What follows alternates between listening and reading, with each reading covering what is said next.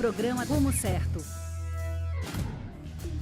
O programa da Assembleia Legislativa direcionando os cearenses no caminho da qualificação profissional, fazendo valer os seus direitos como cidadão.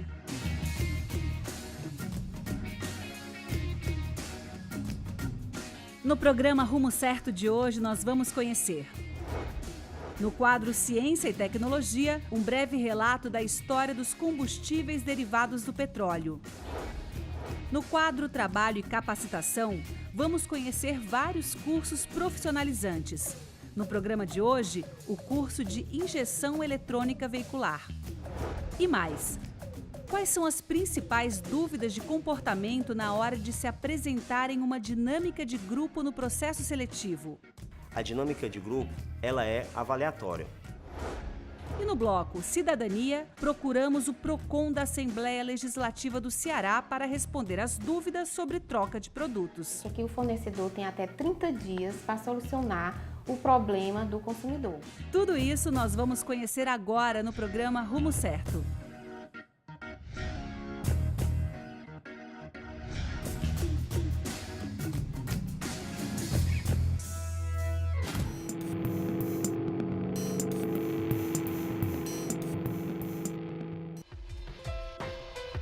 Em 1850, na Escócia, James Young criou um processo de refinação de petróleo.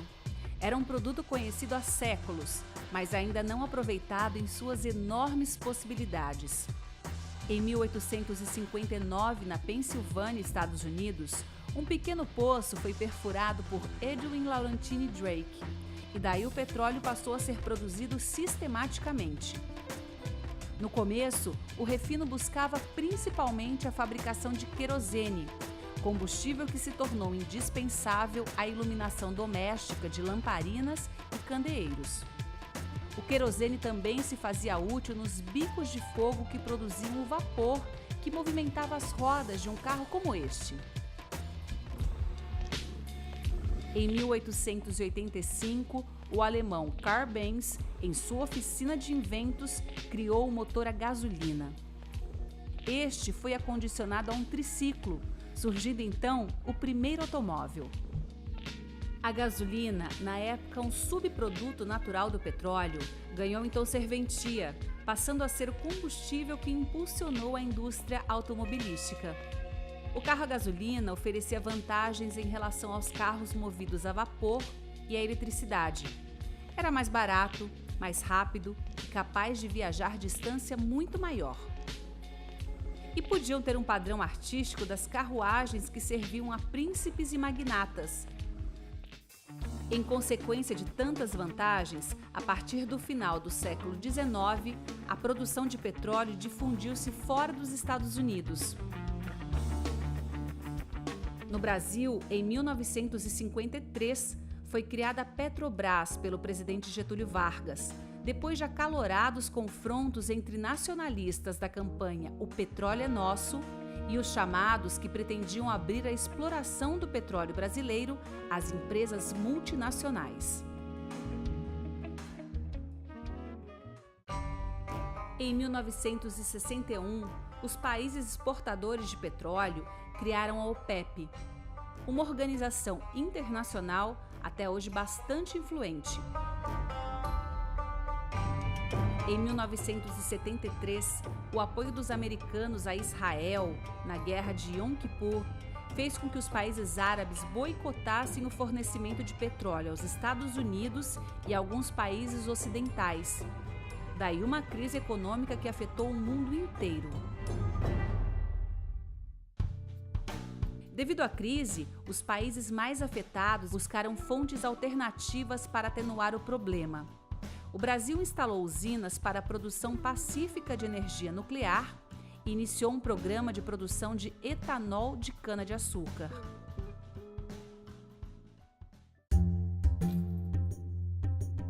Novo choque de preço do petróleo deu-se em 1979, com a Revolução Islâmica do Irã. Logo em seguida, a guerra Irã-Iraque paralisou parcialmente a produção de petróleo nestes países, contribuindo para manter os preços em altos patamares.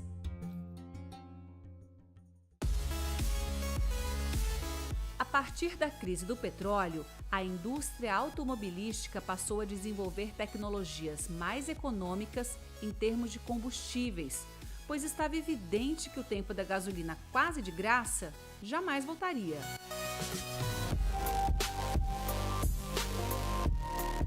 No século XXI, embora mais econômicos, os automóveis se multiplicaram, contribuindo para o aquecimento global devido à emissão de carbono na atmosfera. O desafio é criar veículos que utilizem fontes de energia não poluidoras e, ao mesmo tempo, viáveis do ponto de vista econômico. As energias renováveis, e aí a gente fala especificamente energia solar, energia eólica e biomassa, elas ainda não têm a capacidade de suprir essa demanda energética. Então, a primeira etapa seria você tentar fazer essa transformação, né? E, no outro momento, você tentar realmente mudar para que a gente possa tentar frear, né? Porque realmente voltar seria... existem tecnologias de captura de CO2, né? A injeção de CO2, por exemplo, em poços de petróleo, mas algumas iniciativas podem, já começam a serem executadas, mas a gente ainda está longe de tentar transformar isso, de reverter esse quadro. Então, na realidade, seria tentar frear um pouco e, a partir de determinado momento, você tentar estimular, por exemplo, algumas iniciativas. Você tentar, por exemplo, fazer uma maior plantação, porque as florestas elas são as maiores responsáveis pela captura desse CO2, né? E o Brasil, por exemplo, a gente tem as nossas energias renováveis, principalmente de biomassa, como no caso dos combustíveis do etanol, do biodiesel, né? Que a partir do plantio você tem essa captura do CO2. Mas não é um processo simples e nem é um processo, digamos, rápido, é um processo lento e gradual. Então, como orientação seria a diversificação da matriz energética, e isso em nível mundial, porque a gente tem que analisar a Terra como, né, como um ambiente global e não simplesmente de uma forma isolada.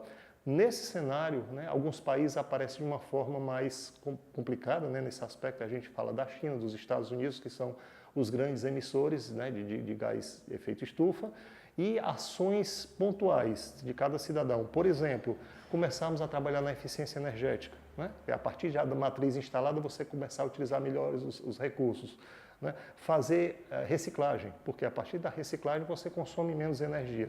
Então, o foco aparece sobre dois aspectos, quer dizer, o aspecto global, né, no cenário mundial, e o aspecto individual, porque você tem um planeta hoje habitado por mais de 7 bilhões de habitantes, né? Então, não é uma coisa simples, mas é um processo gradual. E as metas são assumidas até 2050, para que até 2100, no final desse século, nós não tenhamos mais, digamos assim, aquela grande preocupação, né, de ultrapassar esses 2 graus do aquecimento global que vem sendo constatado ao longo dos últimos anos.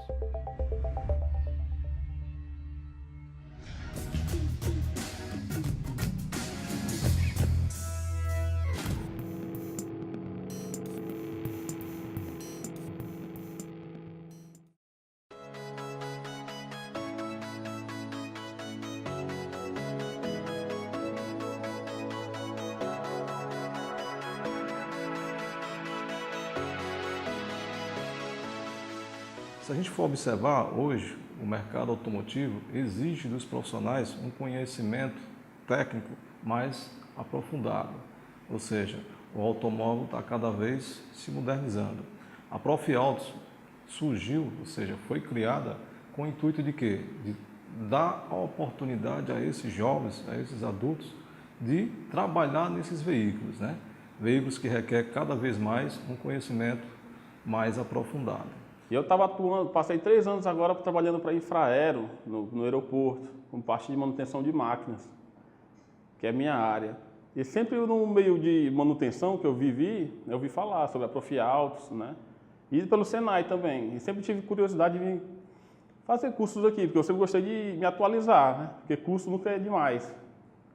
E como eu ouvia muito bem falado da Profiautos, vim para cá e até então estou achando espetacular o curso. Que é a área de injeção eletrônica, é uma área que eu sempre quis aprimorar os conhecimentos, né? O nosso curso de injeção eletrônica, a gente pode perceber o seguinte: nós temos a parte da apresentação do sistema em si, né? E aí abordamos a parte do sistema de combustível, de forma geral, como o combustível chega até os bicos injetores, Então vai todo o princípio de mecanismo de funcionamento do combustível, a transferência, como o combustível vai sair do tanque através de uma bomba elétrica, através de mangueiras, chega até um filtro, esse filtro retém as impurezas e direciona o combustível até os injetores. É lógico que todo esse combustível ele é gerenciado eletronicamente, então a gente passa para o aluno a questão do gerenciamento eletrônico do sistema de injeção eletrônica. E na sequência nós dividimos esse curso em outras etapas, como a questão da inspeção dos componentes, da apresentação dos componentes, o teste desses componentes utilizando ferramentas de última geração, como é o caso do nosso computador, o scanner. Ou seja, o nosso aluno ele tem a modalidade teórica e a modalidade prática, né? Essa prática é exercida no próprio veículo, onde ele consegue inspecionar e diagnosticar o defeito do veículo.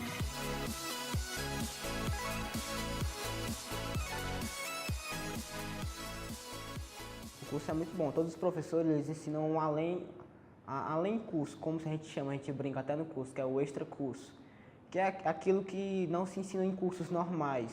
Por quê? Porque é os macetes que eles aprendem trabalhando no dia a dia, coisas que só eles podem passar para a gente, profissionais que já trabalham nessa área há muito tempo, conhecem coisas que, por exemplo, pessoas que só estudam não conhecem. Toda a nossa equipe tem uma qualificação, uma orientação, mas o principal diferencial é o conhecimento no mercado de trabalho, porque os nossos alunos eles passam a adquirir aquela vivência do dia a dia de oficina. A aula prática é exatamente isso que é o bom do curso, né? Porque você senta lá com o professor alguns minutos, ele te dá uma teoria e de imediato já vai para o carro, você vivencia. O aluno ele tem aquele conhecimento teórico, né? Mas a gente foca muito na questão prática, que é o que o mercado exige. O Eudes, né, que é o professor que está ministrando esse curso com a gente, ele é uma pessoa espetacular e não deixa nada a desejar. Eu gosto muito de perguntar e ele sempre vem com uma resposta bem objetiva, facilitando o conhecimento e o aprendizado. Em cada área tem um professor específico, é claro, né? E em cada área esse professor específico sempre se destaca bem. Eu já fiz o curso com 3 professores, até agora os 3 são muito bons. O material didático também é bom, da apostila, você pode, lendo em casa, você acompanhando o curso, você pega muito bem, não tem como não pegar.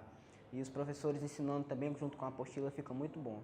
O mercado hoje está necessitando de profissionais voltados a essa parte que é a manutenção do veículo, voltada à injeção eletrônica.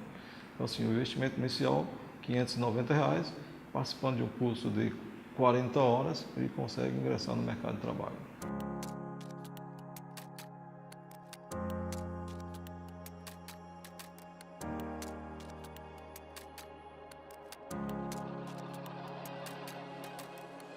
Eu só tinha um entendimento bastante da mecânica, né, em si, não tinha da parte eletrônica do carro, que é a injeção.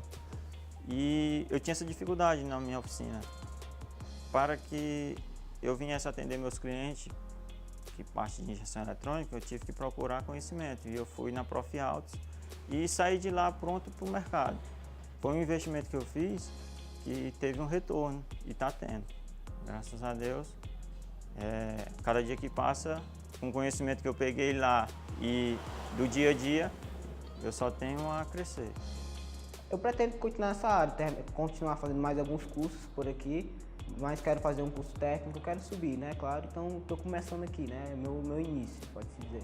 Manutenção é uma coisa que nunca acaba. Pode inventar e modernizar qualquer máquina, mas a manutenção sempre vai existir. E com isso que faz a gente procurar o curso, para a gente se atualizar. Porque sempre a máquina vai se atualizar e a gente não pode ficar para trás. A inscrição, ele pode vir até aqui a empresa Profiautos, procurar o pessoal da recepção, ou até mesmo nos contactar através do telefone ou e-mail, né?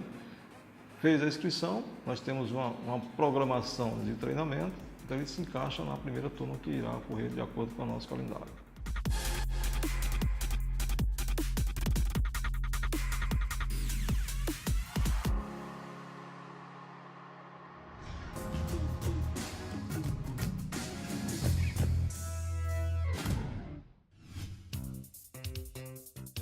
Consumidor é todo aquele que compra um produto ou contrata um serviço com o intuito de satisfazer suas necessidades. Uma relação de compra e venda tão comum no dia a dia, mas nem sempre satisfatória.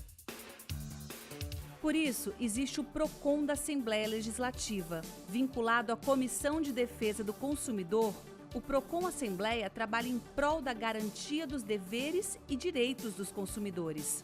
As reclamações, depois de analisadas, podem ser atendidas por meio de acordo e conciliação entre as partes. Caso não se chegue a um consenso, podem ser encaminhadas para o DECOM com recomendação da aplicação das sanções administrativas previstas na Lei nº 8078/90.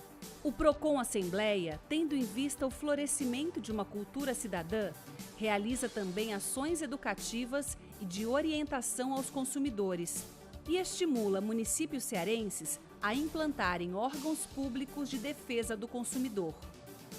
Assembleia Legislativa do Estado do Ceará, de mãos dadas com a cidadania.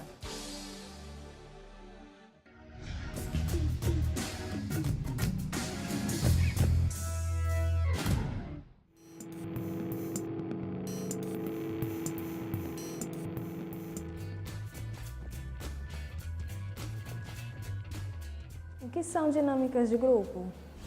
As dinâmicas de grupo são uma das etapas do processo seletivo que geralmente os candidatos têm mais receio. Mas entenda, a dinâmica de grupo nada mais é do que uma simulação de como se você já estivesse na empresa. Por exemplo, se você está concorrendo para uma vaga de vendedor, a dinâmica de grupo vai ser baseada como se você já fosse um vendedor. Qual é o objetivo da dinâmica de grupo? É saber como você se comporta diante daquela situação. A dinâmica ela vai ser baseada no seu cargo. Então pense bem, se eu vou ser um vendedor, ou se eu vou trabalhar na área administrativa, ou se eu vou trabalhar com atendimento ao público, a dinâmica sempre será similar à sua atividade. A dinâmica de grupo também avalia como você se relaciona com as pessoas. Entenda, dinâmica de grupo, ou seja, como você se relaciona com o grupo, como você se relaciona com as equipes, como você se relaciona com o público em geral. Vai ser percebido como se você já estivesse atuando naquela área, naquela vaga, dentro da empresa. A dinâmica de grupo geralmente acontece depois da etapa inicial, antes da entrevista, porém ela é eliminatória, ou seja, você pode ser eliminado se você não tiver um bom desempenho durante a dinâmica de grupo. Para que servem as dinâmicas em uma seleção de emprego? A dinâmica de grupo serve para avaliar o candidato dentro daquela área. Nós avaliamos se o candidato ele consegue desenvolver aquela atividade de uma forma similar. Nós avaliamos se ele consegue trabalhar em grupo, nós avaliamos se ele é tímido, nós avaliamos a sua desenvoltura diante de um desafio, diante de uma dificuldade. A dinâmica de grupo ela é avaliatória, ou seja, você pode ser eliminado durante essa etapa. Porém, é interessante que você demonstre todo o seu potencial durante essa etapa do processo seletivo, pois o avaliador pode perceber que você tem grande talento para aquela área. Qual o tempo médio de uma dinâmica? O tempo médio de uma dinâmica de grupo pode variar. Geralmente há dinâmicas que variam de 10 a 15 minutos, como há dinâmicas que variam de 30 minutos até 1 hora. O que vai determinar o tempo médio da dinâmica é qual é a vaga que você está concorrendo. Há uma vaga muito complexa ou há uma vaga muito simples? Entenda que o tempo médio de uma dinâmica é determinado pela empresa, pelo recrutador. Então não há como você determinar quanto tempo você vai ter que levar durante uma dinâmica. Por exemplo, não dá para definir se você vai levar uma manhã inteira ou uma tarde inteira. Caso você seja chamado para uma dinâmica de grupo e já esteja trabalhando, é bom que você deixe esse tempo disponível para a seleção. Atrapalha muito quando você realiza uma dinâmica de grupo sabendo que você tem um compromisso depois dessa etapa do processo seletivo. Isso é avaliado e percebido pelo recrutador.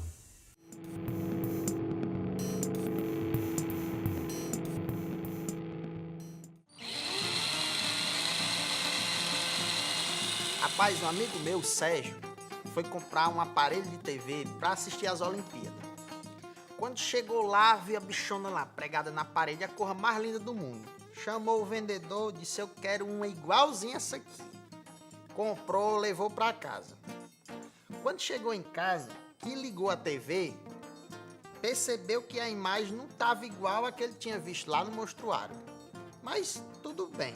Já a mulher dele, meu amigo, ficou, fazendo zoada no ouvido dele. Vá trocar essa TV, rapaz, vá trocar essa TV que não tá prestando não.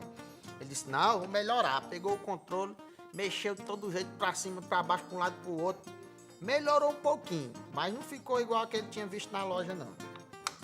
Um certo dia que ele foi assistir a final do futebol, quando ele se sentou que ligou a TV, a imagem congelou e para acabar ainda veio um risco no meio da tela, de cima até embaixo. Meu amigo, esse homem se aperreou, pegou essa TV e correu para a loja. Chegou na loja, o vendedor, não meu amigo, não é aqui que você vai resolver o seu problema não, você tem que ir para autorizada. Lá vai o Sérgio, pegou a TV, botou no ombro, correu para autorizada. Chegou na autorizada, o homem examinou a TV, pediu 5 dias para dar a resposta. O Sérgio foi para casa, morto de triste. Uns 5 dias depois, a autorizada liga para ele, dizendo que ia consertar a TV, que não ia dar uma TV nova para ele não. Agora, tá certo um negócio desse, rapaz? O consumidor deve estar atento quando comprar um equipamento eletrônico, qualquer outro produto, estar atento à nota fiscal, porque geralmente o fornecedor coloca na nota fiscal o prazo para que o consumidor possa voltar caso haja algum problema naquele equipamento. Não cumprindo aquele prazo, ele deve procurar assistência técnica, que o fornecedor tem até 30 dias para solucionar o problema do consumidor. Ele tem que ter registrado na assistência técnica a ordem de serviço, guardar a nota fiscal, o manual de garantia, para que no caso não sendo solucionado naquele prazo de 30 dias, como falei, previsto na Lei do Código de Defesa do Consumidor, ele pode procurar o PROCON Assembleia, munidos com essa documentação para registrar a reclamação e vamos realmente tentar solucionar o problema do consumidor.